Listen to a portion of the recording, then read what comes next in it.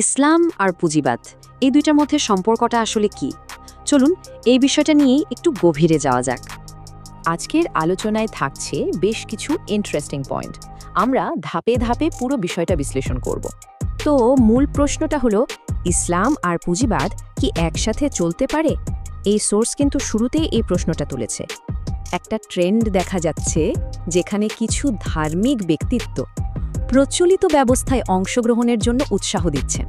এমনকি কেউ কেউ তো ভোট দেয়াকে ফরজ বা প্রায় বাধ্যতামূলক একটা কাজ বলেও দাবি করছেন। কিন্তু সোর্স বলছে এই সিস্টেমটা আসলে সত্যিকারের গণতন্ত্রই না। তাহলে এটা কি? ব্যাপারটা অনেকটাই এরকম। একদিকে বলা হচ্ছে গণতন্ত্র, কিন্তু আসলে ক্ষমতাটা নাকি কর্পোরেশনগুলোর হাতে।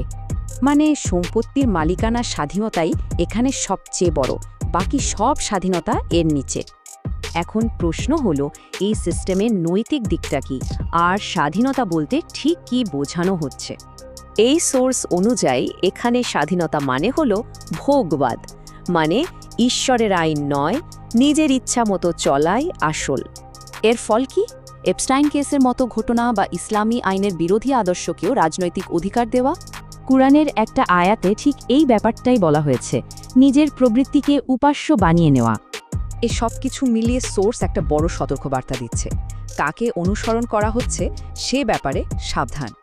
শুধু ডিগ্রি বা জনপ্রিয়তা দেখেই কাউকে অনুসরণ করা ঠিক না, এটাই মূল কথা। ভাবুন তো, শয়তানও তো জ্ঞানী ছিল, ইবাদতকারীও ছিল, কিন্তু তারপরেও সে পথভ্রষ্ট হয়েছিল। তাহলে এখন প্রশ্ন হলো, এই পরিস্থিতিতে সঠিক পথটা কি? এই সোর্স কি বলছে?